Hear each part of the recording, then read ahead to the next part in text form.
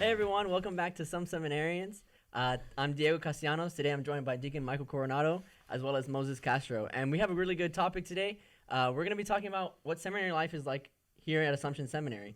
Kind of the different aspects of it and what it's like living with so many other men discerning the priesthood, and kind of what that might look like compared to what we would call life outside of seminary, whether that's working, going to school, and things like that, and how that compares to it here. So Deacon Mike, I know that out of the three of us here, you've been in the seminary the longest. Not trying to call out his age or anything like that, but if you could probably just walk us through like what that's been like. What are the different aspects of being in the seminary? Well, just to recognize that all seminaries are different. Right. I mean, many guys go to different seminaries throughout their life.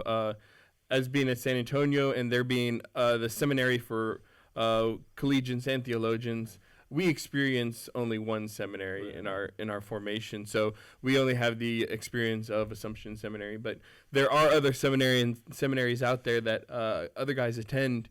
But for me, it's been all here in San Antonio at Assumption Seminary, and I've experienced my formation of 2 years in pre-theology, 4 years in theology, and I'm finishing that. And it's been a really it's been a long experience, but a really good experience, because I'm learning throughout the way, learning about myself, learning about the church, learning about ministry, in so many aspects of formation. I know there's a series going out, and so that is very focused in all areas of life, of all areas of formation. So my experience is going to be very different than anybody else's, and everybody else is going to be very different from all others. So, but yeah, seminary life is demanding, but it's very structured. Right. Very, very structured. I mean, we have a schedule for everything. Right. We have a schedule for prayer. We have a schedule for classes. We have a schedule for the seminary that we have to follow. So, and then we have our ministry schedules in all other areas of life. And so I think that's there's just a lot of schedules. Yeah, you say schedule. We have a schedule for our chores, right? Yeah, and I think that's really great to bring up, because this idea of like ordering your life, right, and like having everything like that. And for me, from the outside, when I was thinking about that when joining seminary, I was like, man, that's a lot. Like, oh my goodness, like my life as it was outside was really messy, really unorganized. And I think everything from my experience being in seminary is tailored towards what life afterwards is going to be, right? Yeah.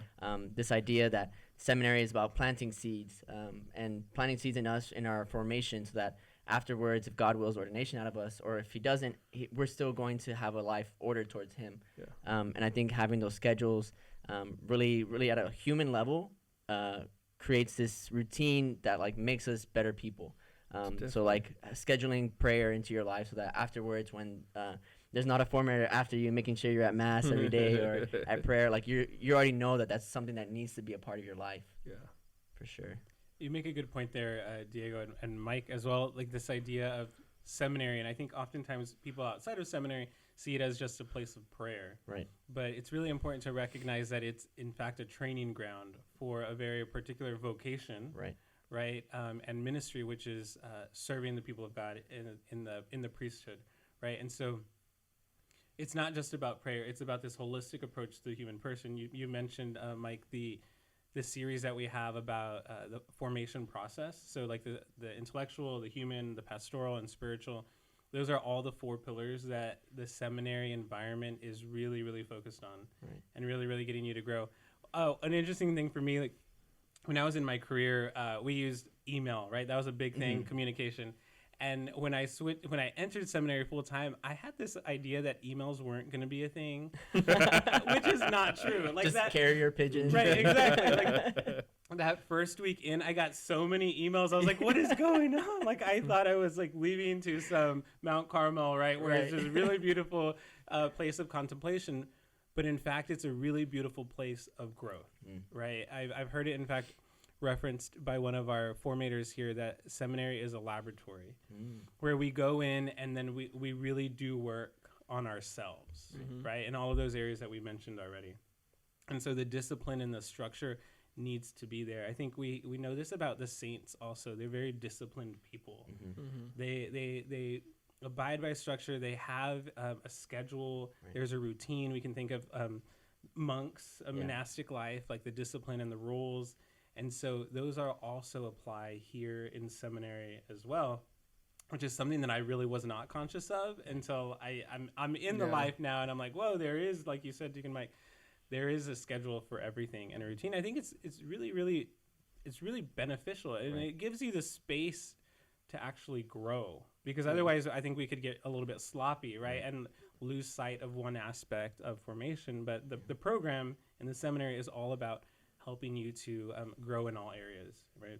Yeah. Definitely. And I think also a beautiful part about it for us, and you mentioned like monks in the monastic life, but here at Assumption Seminary, I believe the majority of us here are studying to be diocesan priests.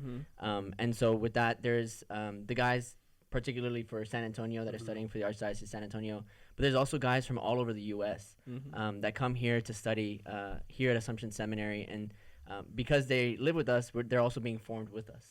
Along with us here in San Antonio, we get to experience them and to see their growth, but then also grow alongside with them and find ways that we can work together so that we can all grow. I know that a lot of times we can think that in seminary, like, oh, it's all about like my own growth. Like I need to grow. Right. But if you're not growing alongside others, then like you're not really growing. Especially when you're in a community as a priest, or you're in a family, like the growth always has to be with others. And I think it really provides that environment here to do it in a place that, like you said, like the schedule allows for that to happen. There's not all these distracting things from the world coming in to block it or to hinder it. Right. You say something about growth as a community and a fraternity of brothers together. I heard it.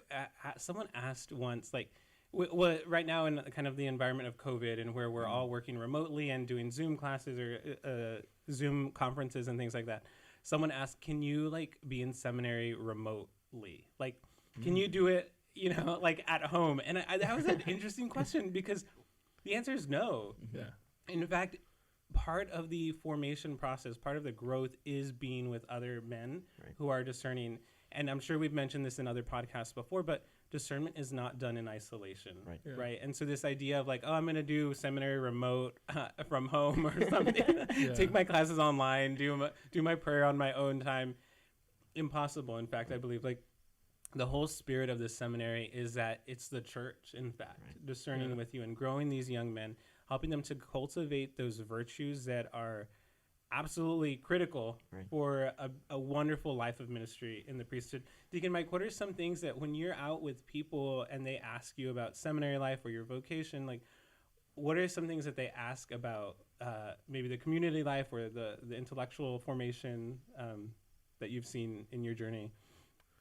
Well, the big question is, do you get to do things fun? Absolutely. Is it all focused on prayer and school, or do you get to go do things? And I failed to mention one of my schedules, and that's kind of my personal schedule, because I think that's just as important to schedule as anything else. I use my phone to schedule everything. So everything's in my phone. All my prayers, all my classes, all my studying times, everything's in my phone. And so I schedule times with friends. So I'm like, okay, I have a time slot available. I'm going to spend some time with friends. So I'm able to go out and, go watch a movie or go, to dinner with friends. And so that's something that people don't realize, that we're not cloistered. Absolutely. We're not stuck in the seminary, and we're not allowed to, we're allowed to go out. We're allowed to hang out with, family and friends. And today I just got back, having breakfast with family, and those times are just as special as, sitting in the adoration chapel with the rest of the community, because it's important to remember all your communities, not just the community here at Assumption or the seminary community or the Archdiocese community, but to remember that you have communities outside of that as well, your family and friends. And so that's kind of really an important schedule for me, and I think that's what people ask me. Are you allowed to come to dinner with us? Or I'm like, yeah, invite me to dinner. I mean, the food's great here, but it's nice to get out and be with other people and to be outside of that. You mentioned that's a really good point that you mentioned, because we have to recognize, as we discern the diocesan priesthood, we more than likely will be potentially alone ministering to a community at a parish. And so part of our formation process needs to be that human formation and that ability to relate to lay people and to create those relationships, help to build up that community as coworkers in ministry, right? Not that the priest is supposed to be in isolation alone, only with other priests. No, certainly he's called to be with the people. Pope Francis says this very often, right? Smell like the sheep, right? And so I think that's a benefit of the life here at Assumption Seminary in particular, that we have that freedom to go off campus and to experience life, like you said, with our families and our friends, recognizing also that as men discerning, we need those relationships. We need those supports, and that's really, really incredible, important, I think. And I think I'm working into the transition from leaving seminary. I'm 4 months away, so God willing, I'm going to be ordained a priest, and I'm working into a different life now, from seminary structured, having scheduled prayer to kind of being on my own. And I will live with another priest, and eventually I may be living alone.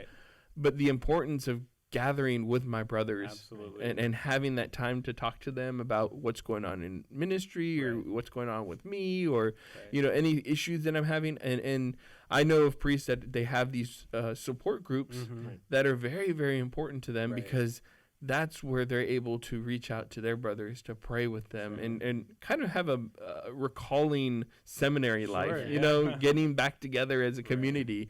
And so I look forward to that. And, I don't know who's going to be in my group or going to want to be in my group, but I'm hoping to have that with my brothers. And I think because we've had it here, I think a lot of us could form our groups together and be a part of that life together. Absolutely.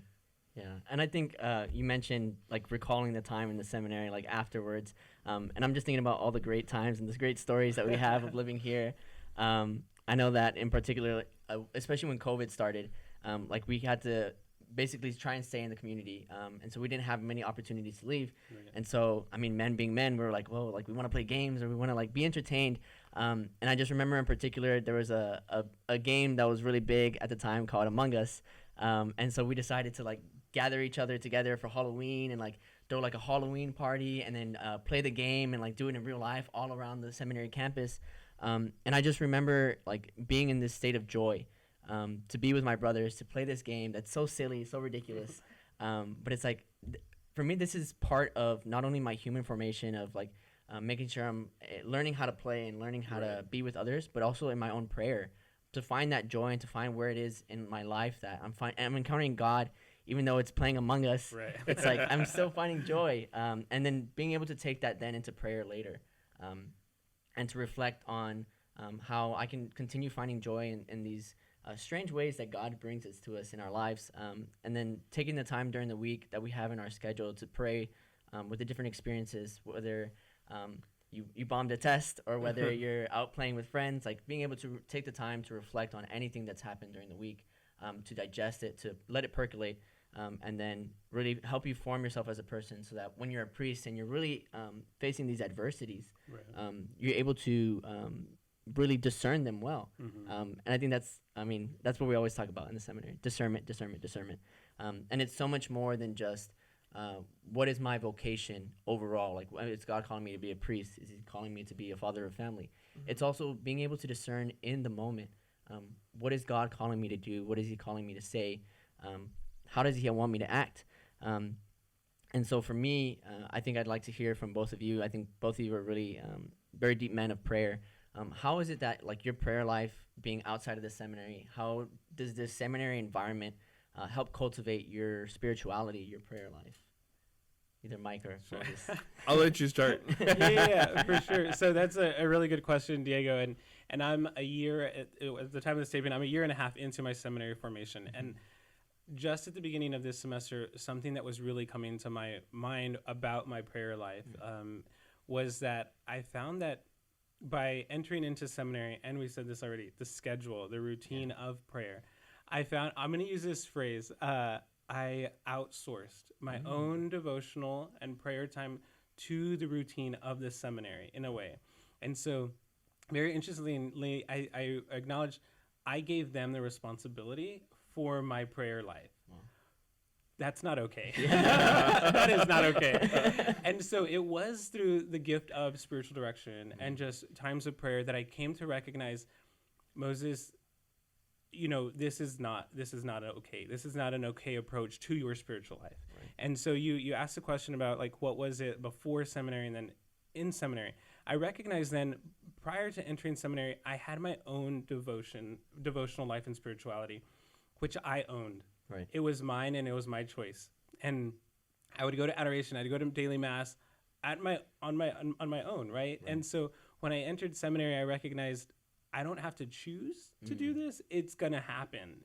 Right. And so for me personally, in my own journey, I came to recognize it has to be my own discipline and devotion that's calling me to prayer. I cannot give that responsibility to anyone else. Right.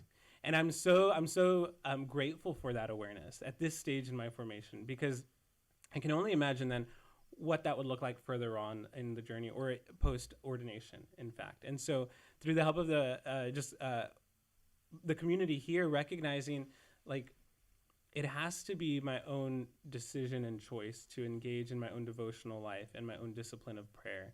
And so while we have community prayer, everyday mass, liturgy of the hours, adoration, and things like that, it doesn't automatically mean that I become my spiritual life increases. Absolutely.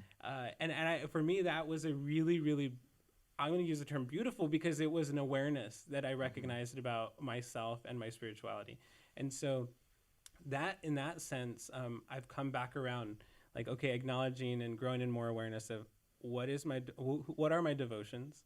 Why do I feel called to those devotions? And how do I practice those outside of the routine and schedule of the seminary liturgical schedule, right? And then even at that, how can I invite my other brother seminarians maybe to engage in a rosary walk or a holy hour or a scripture Lectio Divina sharing that's not a part of the seminary schedule, but rather it comes from a prompting of the Holy Spirit, right? So while we might have all these times of prayers, that doesn't mean it's necessarily fueling my spiritual life. And so that's kind of where I've been this kind of like the beginning of this semester, and growing in that awareness. And I'm grateful for it. I'm grateful for that enlightening experience to clench onto my spiritual life as mine, right? So that's fantastic. Yeah. Yeah, I think there's a big difference between studying diocesan and the religious. Because in religious lives, in different communities, they have their own spiritualities. Right. You know, the Jesuit spirituality, the Augustinians, the Dominicans, all the different kinds of spiritualities, they're set on those information should, how they should lead in prayer. And for us, we're allowed to pick and choose where our spirituality is, because we're diocesan and we don't have a diocesan spirituality. I love this idea of being able to play in prayer, just to be able to, find different things that I like, whether it's a rosary or doing Lectio Divina, which is something that I really enjoy doing, or just sitting in silence, which is, I think, a big part of my spirituality as well, where I'm able to just sit, something that I've learned in spiritual direction, formation is being able to sit in prayer. And I think that's a big part of my growth in spirituality. And it's really part of my life, and it's not something that is structured from the seminary, but is something that came from within me to say, okay, this is really what I really enjoy doing, and I'm going to set my own time to do it. And but a big part of that structured life is to enter into the prayer of the church, of the liturgy of the hours. And I love what you said about, if you're only doing that, that's there's something missing. Sure, absolutely. There's something missing. And I remember my first 2 years in formation where I was just like, check. I went to morning prayer. I went to mass. I went to evening prayer. There's my prayers. Right. But you couldn't. It wasn't sustaining me. Sure, it really wasn't. There was something missing. So I had to start finding and playing with prayer, where it was just like, what do I enjoy doing outside of these set scheduled prayer times? Right. Absolutely. And how do those things also like help you find what it is that your spirituality is? I think I've been blessed enough to have a lot of conversations with the guys here talking about spirituality. I know a lot of guys have different devotions or kinds of spiritualities. And I think what I've been finding is that I really enjoy being able to work and pray. Yeah. Like I enjoy doing things like podcasting. Or doing things like editing, even if I'm We locked couldn't away. tell. I had no idea, Diego. Or like being locked away in like an editing bay for like Right. hours, just doing something that like, to me, I know, or I pray that it's like spreading the word of God to other people that are watching, or even like bringing us together in fraternity. That's something that for me, when I'm working on it, even if it's taking like hours, whatever it is, it's so edifying. And I've been able to grow in that ability to find the ways in which I can incorporate prayer into different aspects of my life. I'm also a huge sports fan. I love playing sports. I love playing soccer. And I think being in the seminary has allowed me to like go out in the field and play soccer in a different way that I would with my brothers, where it was like rough and like we'd be mad at each other afterwards. And when we get home, we'd still be fighting about like, no, you're like, that was a terrible tackle. Like, why would you do that?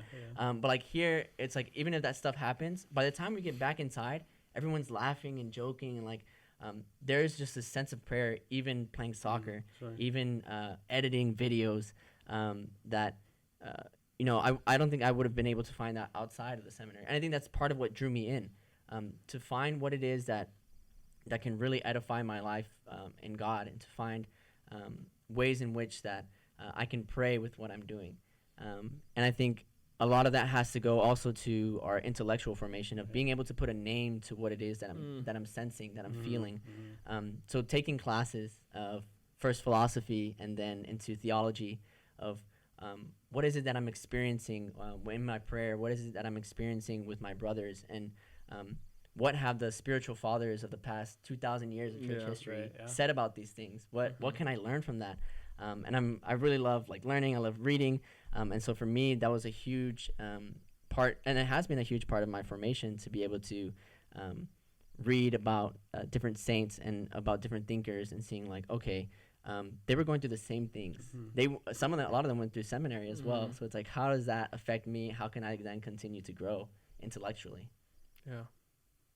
Yeah, and seminary is broken. You're mentioning the intellectual formation, and that we're students. We're full-time students, right? So the seminary schedule very much follows an academic schedule, where we have the spring semester, the fall semester, and then during the summertime, the Archdiocese of Vocations office will discern exactly where best to place the seminarian for his summer assignment, to continue that growth that we've begun during the seminary formation, and then take that either to ministry or to focus on a particular area of growth, which is really important to our development. I think what's really cool about seminary community and life for me is like, you live with this group of guys, right? And you go to classes with them. Yeah. And so you're in the classroom together. And then from there you go to a meal together at the cafeteria. And so you're chatting about maybe what you just learned, and asking each other questions, or seeking clarification about a topic. And then from there you go over to the chapel and you're praying with these guys.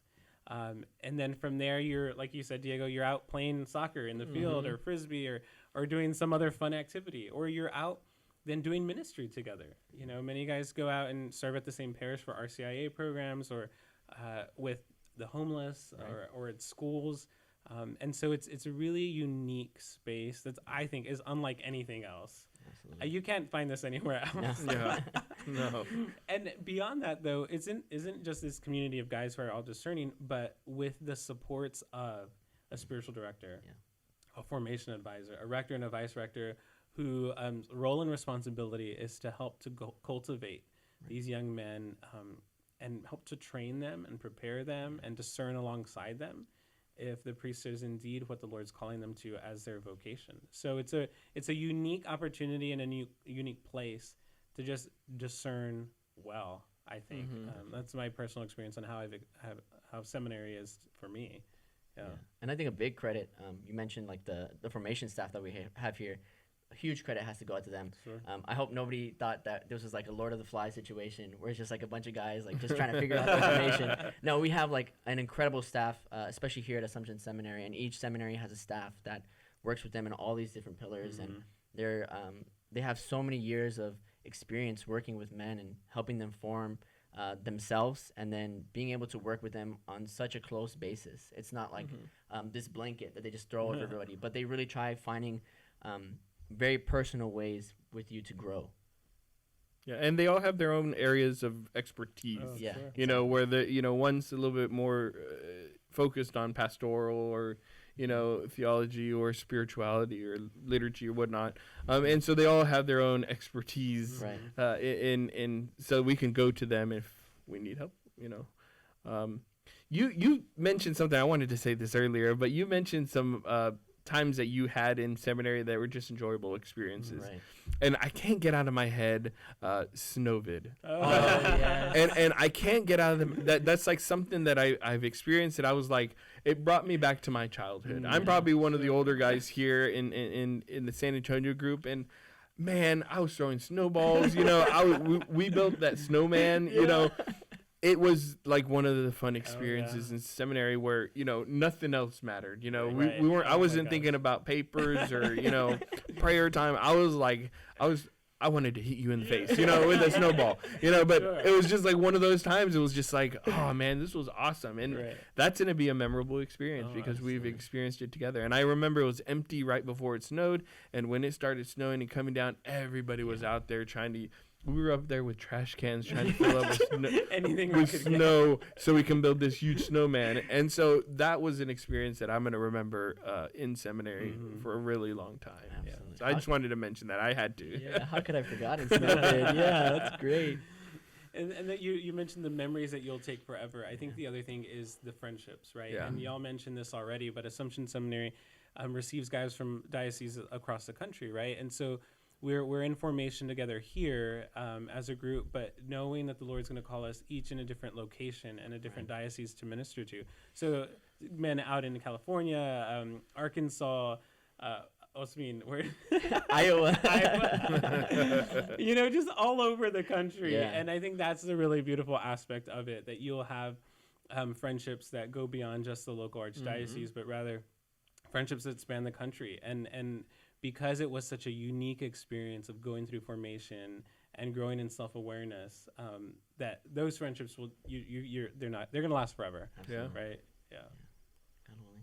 Well, guys, it's been great talking with you here, learning about your own seminary life experience, and being able to share that with all of you watching. If you haven't already, please like and subscribe. Like this video, subscribe to our channel, and try and find us everywhere else that we're on. We're on Instagram, Facebook, here on YouTube as well. If you're watching on YouTube, we're also on Apple Podcasts, Spotify, anywhere you can find your podcast. So please continue supporting us, praying for us, and please know that we're also praying for you. Thank you so much for joining us, and we hope to catch you on the next one. Bye-bye. Bye.